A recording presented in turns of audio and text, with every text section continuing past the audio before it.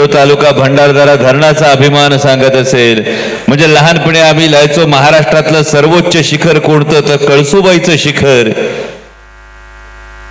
पण तालुक्याची मान मात्र जर झुकली असेल तर ती गद्दारीमुळे झुकली, इथल्या लोकप्रतिनिधींच्या गद्दारीमुळे झुकली, हे खेदानं नमूद करावं लागतं.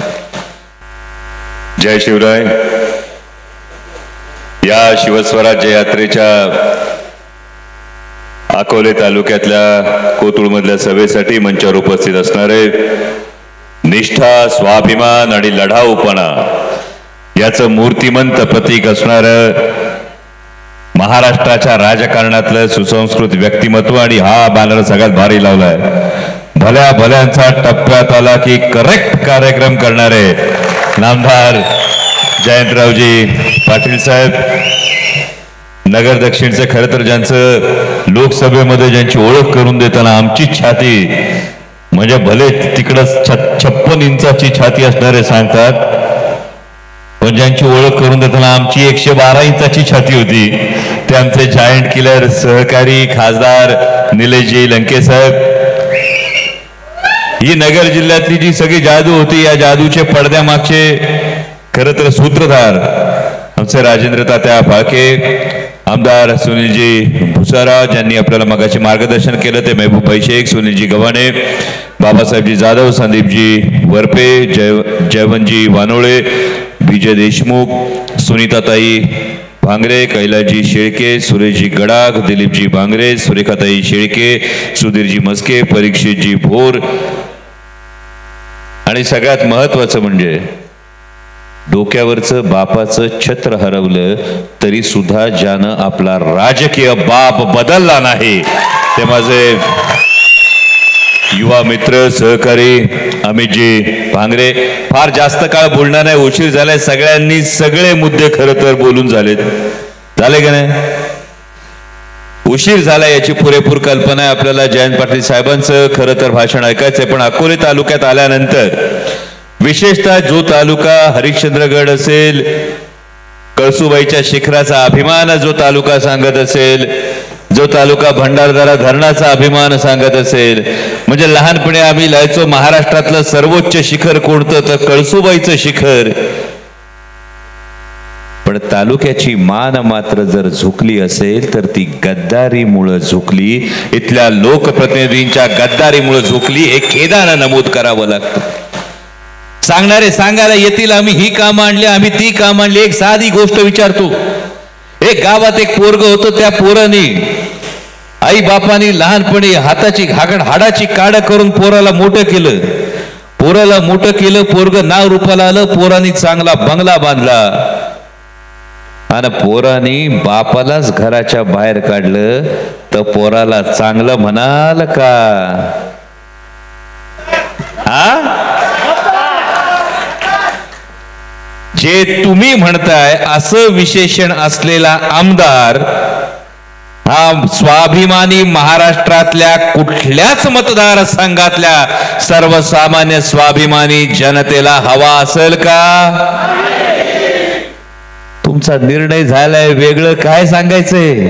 म्हणजे ही सभा ही केवळ शिवस्वराज्य यात्रेची सभा नाही, ही शिक्कामोर्तब करणारी सभा आहे की अकोले विधानसभेचा आमदार हा महाविकास आघाडीचाच आमदार होणार, यावर शिक्कामोर्तब करणारी सभा. नाभित भाऊ, मगाशी मी तुमचं भाषण ऐकतो, मला खरंच अभिमान वाटला. मी भंडारदऱ्याला जेव्हा आलो होतो तेव्हा माझे स्नेही स्वर्गीय अशोकरावांबरोबर माझी जेव्हा चर्चा झाली होती, तेव्हा शांतपणे बाजूला उभा असणारा हा युवक आज उरात एवढी मोठी स्वप्न बघून तालुक्याचं नेतृत्व करण्याचा प्रयत्न करतोय, याचा खरोखर अभिमान आहे, याचा खरोखर आनंद आहे. आणि तुम्ही जी संकल्पना मांडलीत, मल्टी स्पेशालिटी हॉस्पिटलची संकल्पना मांडलीत, माझी जयंत पाटील साहेबांना विनंती आहे की या पद्धतीची मल्टी स्पेशालिटी हॉस्पिटल केवळ अकोले तालुक्यात नाही तर महाराष्ट्रातल्या प्रत्येक तालुक्यामध्ये मल्टी स्पेशालिटी हॉस्पिटल्स व्हावीत. आणि दुसरी संकल्पना मला फार आवडली, ती म्हणजे महिला दूध संघाची संकल्पना. कारण महत्वाची गोष्ट, लहानपणी गोष्ट वाचली होती तुम्ही सगळ्यांनी, माझ्या माता माऊल्यांनीच गोष्ट सांगितली असेल. एक शेतकरी होता, शेतकऱ्याला 4 पोरं होती. शेतकरी जेव्हा शेवटच्या खटका मोजत होता तेव्हा पोरांना जवळ बोलवलं आणि पोरांना त्यांनी सांगितलं, वावरात खजिना पुरून ठेवलाय. कारण 4 पोरं आळशी झाली होती, आयदी झाली होती. बाप देतोय म्हटल्यानंतर जागेवर बसून खाणारी झाली होती. म्हणून जाता जाता बापानी सांगितलं की शेतात खजिना पुरून ठेवलाय. बाप गेला, अंत्यसंस्कार करून पोरं आली. म्हटली बापानी सांगितलं तर एवढी इच्छा तर पूर्ण केली पाहिजे. पोरांनी शेत खडून काढलं, आधी नांगरून काढलं, सगळं झालं, खजिना काय हाताला मिळाना. गावात एक शहाणा सुरता माणूस होता. तो म्हटला, बाबांनो आता एवढं शेत नांगरून झालंय तर पेरणी तरी करा. ती पेरणी केली पोरांनी, पीक चांगलं आलं, पाऊस पाणी चांगलं झालं, पीक चांगलं आलं. आणि जेव्हा पीक कापडी झाली त्यानंतर त्या शहाण्या सुरत्या माणसाने सांगितलं, तुमच्या बापानी सांगितला तो खजिना आयता बसून खायचा नव्हता, तो खजिना कष्टाने कमवायचा होता. तिथं स्वाभिमान असतो. आणि म्हणून जेव्हा दूध संघाची तुम्ही संकल्पना मांडली, विचार करा, दिवसाला 10-20 लिटर तर दूध घालतं का? 10 लिटर.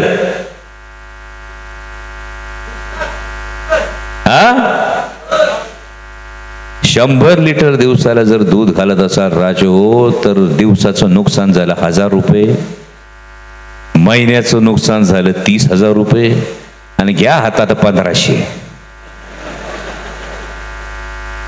जर 10 लिटर जरी दूध घालत असाल तरी दिवसाचं नुकसान झालं तुमचं 100 रुपये, महिन्याचं नुकसान झालं 3000 रुपयाचं. 3000 रुपयाचं जर नुकसान जर भरता आलं असतं तर 1500 रुपये देऊन माननीय मुख्यमंत्री त्या दिवशी व्यासपीठावरून विचारत होते, आले का पैसे, आले का पैसे, आले का पैसे. महाराष्ट्रासारख्या पुरोगामी राज्याचा मुख्यमंत्री जेव्हा व्यासपीठावरून विचारतो, आले का पैसे, आले का पैसे, आले का पैसे, बसलेल्या प्रत्येकाच्या मनात होतं, खिशातून दिले का, खिशातून दिले का, खिशातून दिले का.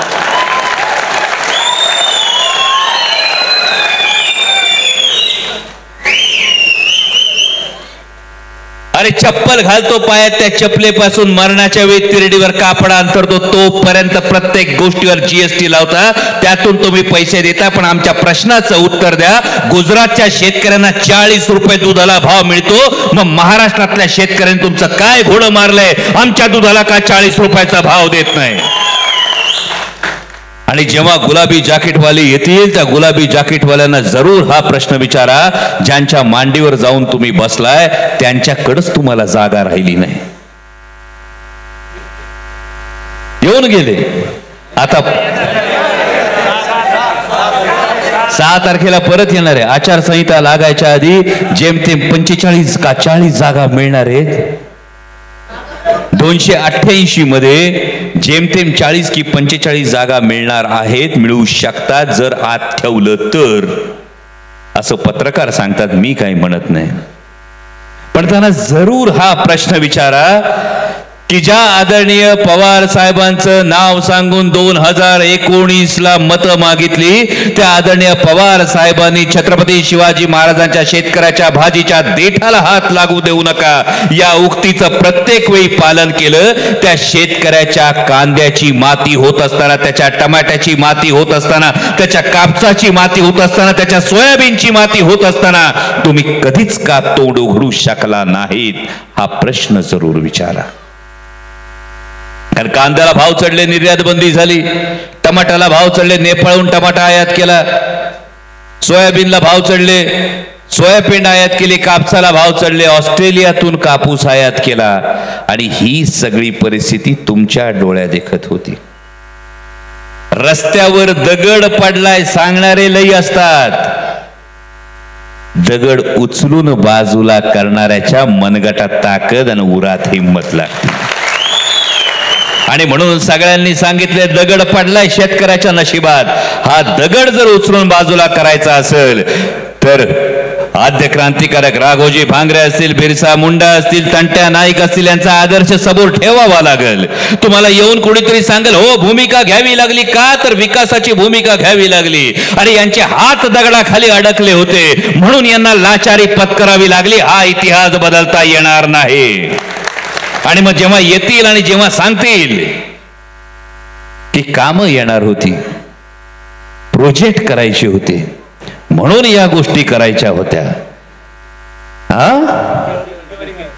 मला जरा चांगले टक्के होते म्हणून टक्केवारी विषयी मी काय बोलत नाही, पण ही कामं जेव्हा घ्यायची होती, हाच विचार जर बिरसा मुंडांनी केला असता, हाच विचार जर राघोजी भांगऱ्यांनी केला असता, हाच विचार जर तंट्या नाईकांनी केला असता, तर त्यावेळी काय इंग्रज कमी ऑफर द्यायला तयार होते का?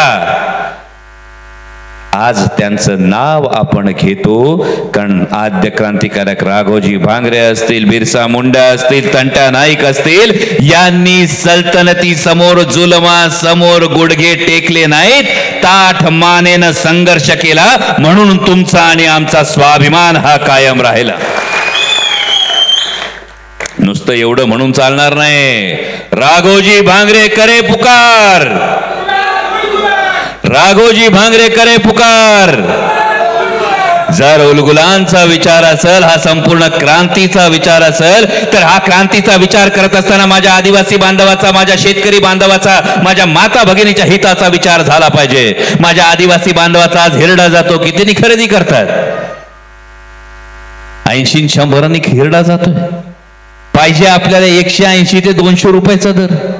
180-200 रुपयाचा दर होत असताना ज्यांनी विकासाच्या बाता मारल्या असतील, विकासाच्या गप्पा मारल्या असतील, त्यांनी हिरड्याचा प्रोसेसिंग प्लांट हा या तालुक्यात का झाला नाही याचा विचार केला पाहिजे. म्हणजे मगाशी अनेकांनी उल्लेख केला की या तालुक्यातली जनताला आता बनकर फाटा बघायची फारशी इच्छा नाही, आळ्या फाट्याला कामाला जायची फारशी इच्छा नाही. जर बनकर फाटा आपल्या नशिबातला नाळ्या फाटा कमी करायचा असेल तर या तालुक्यात रोजगाराच्या संधी उभ्या राहिल्या पाहिजेत. आणि या रोजगाराच्या संधी उभ्या करत असताना आता या पवार साहेबांच्या विचारानं जाणाऱ्या अकोले तालुक्यानं स्वाभिमानाची निवड केली पाहिजे. एवढीच तुम्हाला कळकळीची विनंती करतो आणि तुमची रजा घेतो. धन्यवाद. जय शिवराय.